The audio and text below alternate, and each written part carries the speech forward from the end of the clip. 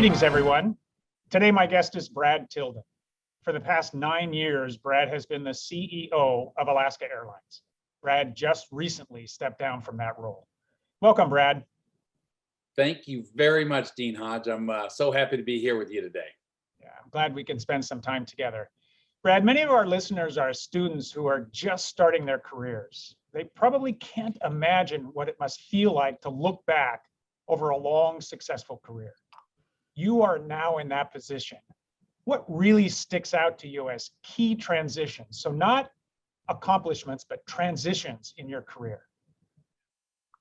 You know, it is true, Frank. I just turned 60 and I'm retiring from Alaska Airlines, and it is a chance to look back. And there's been so many, but I will just tell you, I look back and I feel blessed. I mean, a little bit of my own story is I grew up in Normandy Park, right near SeaTac Airport. I was a paper boy and I worked at the Arby's in Burien, which I still go to for lunch. And I was a Boy Scout camp counselor. I went to PLU for undergraduate, worked in the dorms. I worked on board Amtrak trains, and then Price Waterhouse, as you know, for 8 years. I mean, obviously, if I had to put a point on one, moving to Alaska Airlines was the biggest transition.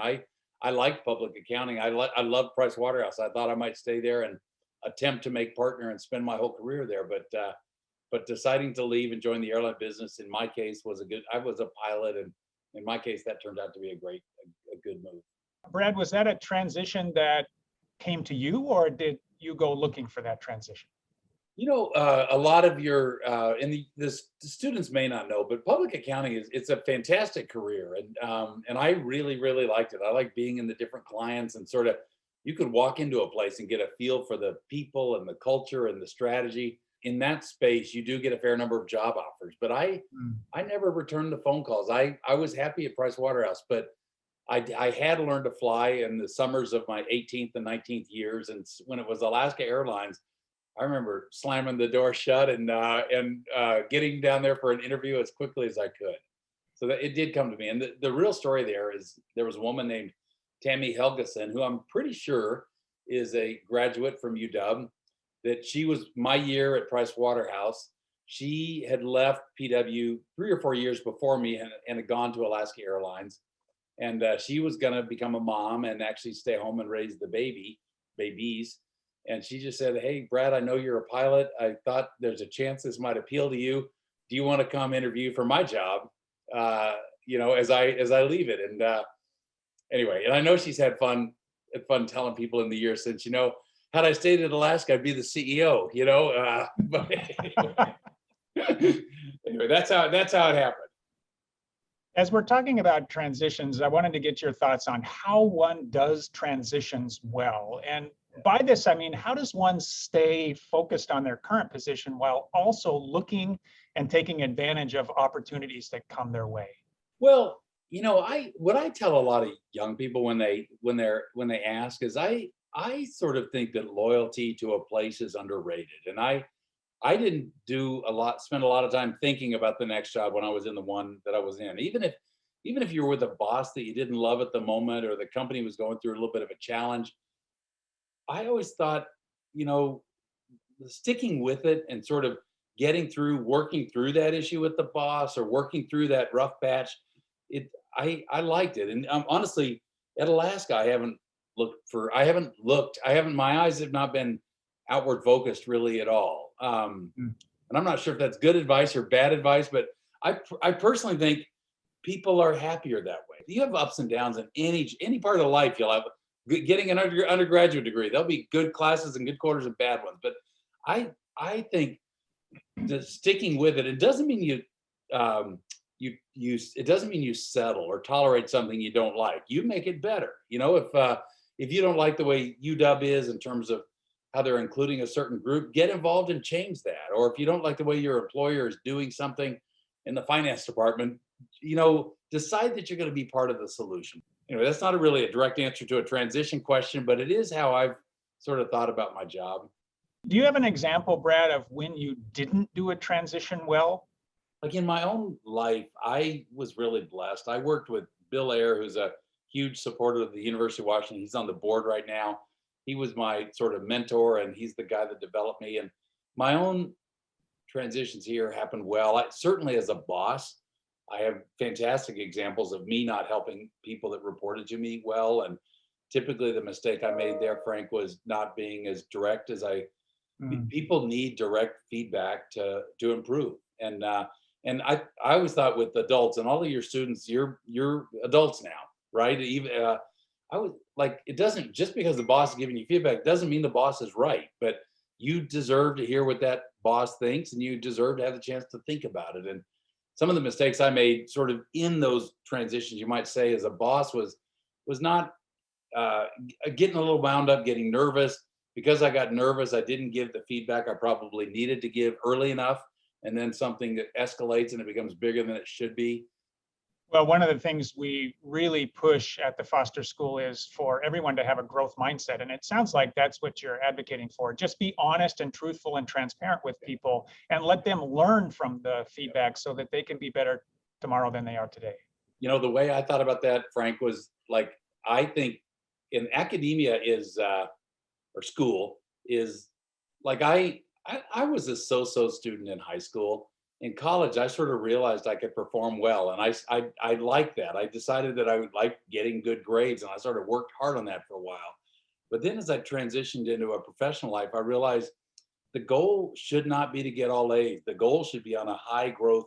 Your goal should be to be in a high growth environment all the time, and probably that should have been my goal in school, to be honest. But I just don't put, I think people are going to have better careers if they don't put their boss in a situation where they got to have a great performance review every time.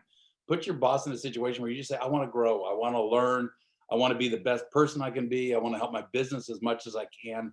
And if those are your goals, you'll be successful. And that's, I don't know, it might not feel as good on that one performance review, but over your life, you'll grow. Yeah, it's certainly living that growth Yeah. mindset. Yeah. Right, if I do a Google search on your name, I see all kinds of accomplishments and awards. Is there an accomplishment that you are proud of that was not public, that perhaps our listeners would not be aware of? Yeah, I am so proud of so many things, but I'm so proud of the people at Alaska for the things that they've done over the years, and it's a lot of that stuff you will see if you do a little search of Alaska Air Group. But one that I'm really proud of that would not be there is just sort of the growth of the leaders that I've been around. And I'll give you two or three examples. Our chief commercial officer is an Aussie. He's from Melbourne, Australia. He started with KPMG when he was 17 years old. Came to the United States, worked several KPMG offices around the US. Came to us as an internal audit, and a pretty strong-minded, heavy compliance internal auditor. But then he grew from there to financial planning and analysis, and from there to network planning, and from there to marketing. And that was like advertising. That was like a big, and he's a crazy, passionate, strong opinion person, but he's just fantastic to be around. Our employees love hearing him talk, but watching this internal auditor become the chief commercial officer, I'm proud of that. Our CFO started as an analyst in what we used to call the properties and facilities department. It really managed our leases at the various airports, and whether we needed to change a janitorial contract in a building or something like that. But he went from there to all over, but revenue management, financial planning and analysis, labor relations. He's now chief financial officer, and he's young. He's an EMBA. Shane Tackett is an EMBA graduate from several years ago. He's very, very, very smart. He keeps his wits about him. He's cool-headed. Employees trust him. Ben Minicucci, the guy that's going to succeed me, was a staff vice president in the maintenance department, and just grew from there to.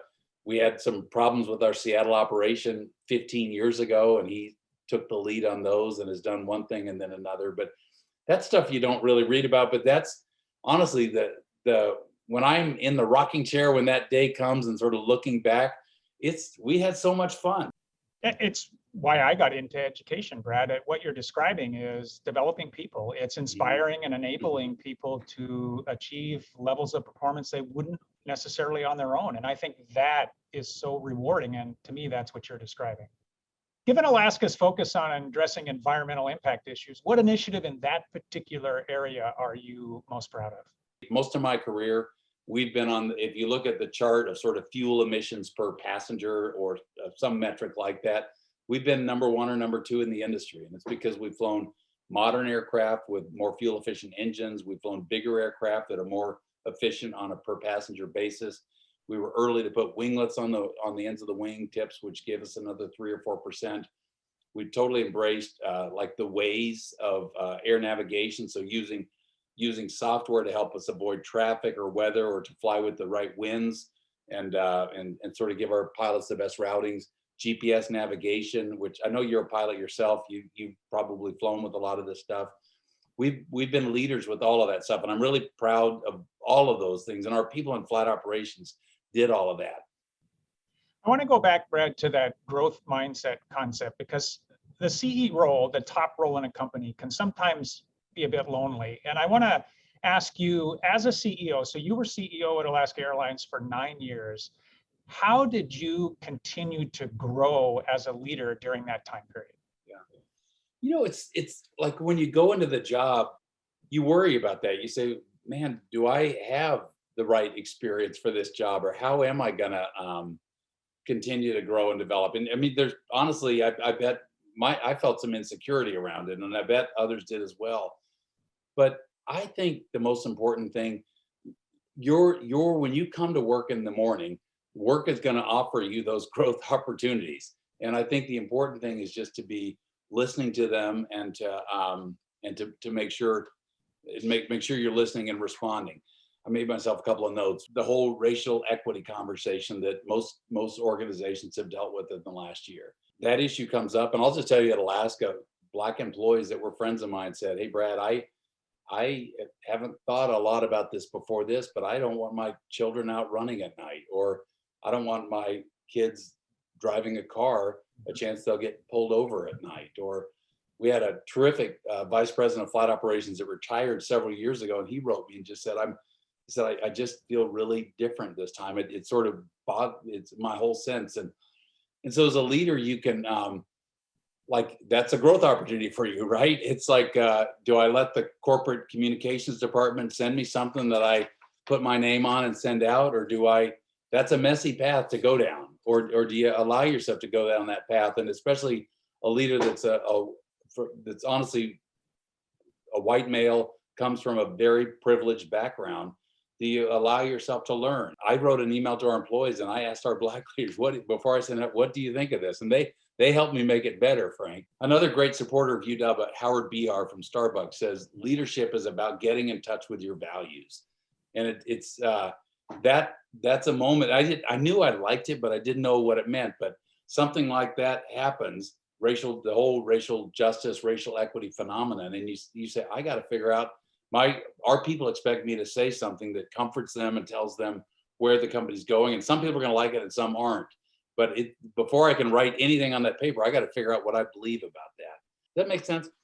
Yeah, it does. And it's such a learning opportunity over the last 6 to 8 months with the social unrest that we've all experienced. This is such an important area for all of us, especially those of us that sit in privileged positions, to learn and to listen and to then act to help others. And we talked about helping others, and I know that at Alaska that you've taken initiatives to do that as well. Do you have, Brad, a role model that has played a particularly important role in your life? I'll tell you honestly, I wasn't going to mention this, but one that this is a historical figure, but Abraham Lincoln. If there's a book called Team of Rivals, I would recommend it to anybody. My reading of this, and you have people at UW that know this way better than I do, but my reading is he wasn't anybody's pick to be president. He was everybody's second choice. And he got picked only sort of because of his mediocrity, right? He was like, nobody loved him, but everyone could tolerate him. So he became president. And then all of these front runners in the different factions became his cabinet. And he built this team of rivals, and they were all, he was a low ego guy. They were all high ego people. My sense, and I probably am wrong in this, but he had not resolved his feelings about slavery. He hadn't resolved his feelings about the North and the South, but he decided that he put us into the Civil War, and he did end slavery. And it's a super powerful message. And I love that. Bill Ayer is another, I want to mention another just extraordinary role model for me. I was his CFO, and in a lot of ways, I think that was sort of my prime time. 9/11 came, the industry, all the airlines filed for bankruptcy. We did not. We restructured Alaska outside of bankruptcy, and I was the CFO, and I did a lot of work with the labor unions to sort of help create the new model and sell the model and bring people along. And I what I learned from him is passion, love, focus on the cause, focus on the company, don't focus on yourself. And you're the business school, so I got to say it, but I love following Warren Buffett. He's the Berkshire Hathaway model, sort of decentralized capital allocation. Find great leaders and let them run. Yeah, one of the things I greatly respect about Abraham Lincoln, and I don't know if people know this a lot, is he did a tremendous amount of research before his talks and before he did any writing. And so when you read his writings, they're very clear and very logical, but that's partly because he did such in-depth research before, because he really wanted to be able to convince people to act in certain ways, and felt like he needed to understand both sides to do that. Brad, you're a commercial pilot yourself. I guess that comes in handy. If a pilot calls in sick, you call the CEO. Not so much.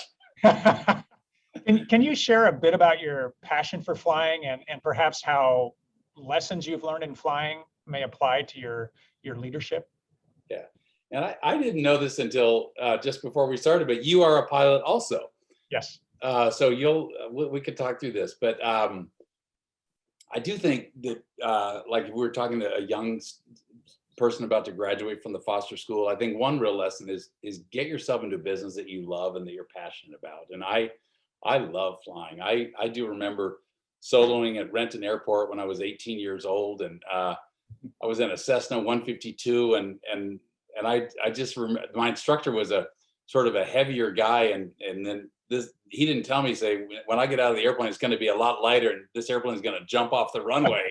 And it did jump off the runway when I soloed, and I just loved everything about it. And so honestly, I figured out at Alaska that it's really a people business. It's like the airplanes and the jet engines and all of that is sort of the bonus, but it really is a people business. But I did get into a business that I love. And so that's one learning. One of the things that I love about aviation is that there's so much. I love flying airplanes, and the piloting is really fun, but the engineers have done so much in the space, between Bernoulli, who figured out what a wing was and how lift works, to the person that designed a piston engine or a turbine engine, to the people that design these fabulous avionics and flight controls, and you will fly the airplane better if you understand the way it was built better. And so there's sort of the passion sort of feeds the curiosity, or the curiosity feeds the passion. Yeah, those certainly resonate with me. I learned to fly out of a Cessna 152 out of Boeing Field, so Nice. not far from where you learned. What year did you learn? I learned to fly in the late 80s out of Boeing Field. And Brad, I will tell you, the thing that I come back to many times that I've learned from flying is precision of communication. Mm-hmm. So when you fly, Yeah. that you say something and then the person you say it to says it back to you, just to make sure you're both on the same page. And I think that's so important as we communicate with people, that we say what we mean and then they repeat it back so that we're clear on where we're headed. Yeah. I mean, for your listeners, I totally agree. And I've used that example many times, but if I'm ready to taxi, it would say, who am I talking to? So I say, Boeing ground. Who am I? This is TBM 738 Tango Sierra. Where am I? I'm at the Northeast ramp area. And what do I want? I would like to taxi to runway 14 right. And you can, and you can say it in 10 or 12 seconds. They say, November 738 Tango Sierra, clear to taxi. Taxi via Alpha to 14 right. that happens.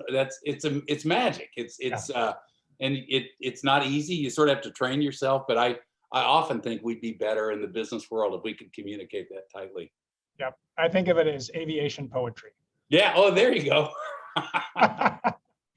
Last question, Brad. What's next for Brad Tilden? I'm going to be busy. I'm super involved with the Boy Scouts. They're going through a very difficult bankruptcy, but it's an organization I really believe in. I'm the finance chair there, and I'm sort of involved with the bankruptcy working group, but I'll spend a lot of time there.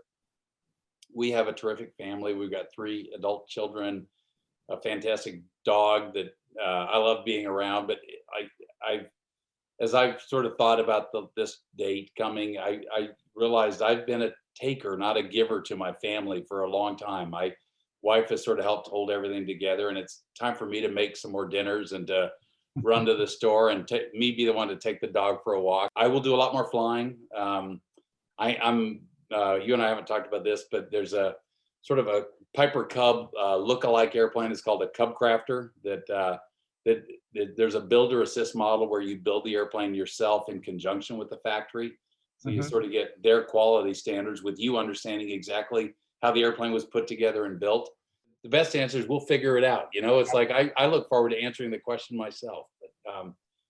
But we talked about growth earlier in this conversation. I have been 30 years at Alaska. It's been 30 of the most amazing years of my life. But for the organization to grow, for Ben Minicucci to grow, for our board, our other leaders, and honestly for me to grow, the right thing is to sort of do this refreshment and sort of move us all into an environment where we will all grow some more. Well, figuring it out is certainly part of the beauty of the journey. Brad, thank you for sharing your expertise and wisdom with us today. Thanks so much. I've really enjoyed it. I wish you well. You're doing a fantastic job as dean. I'm super proud to be an alum. I wish all those foster school students the very best. If we can help you at Alaska Airlines, please give us a shot at coming to us and allowing us to help you. But it's been fun, and I'm looking forward to the future. Thank you, and thank you for your partnership. Be safe. Yeah, you too.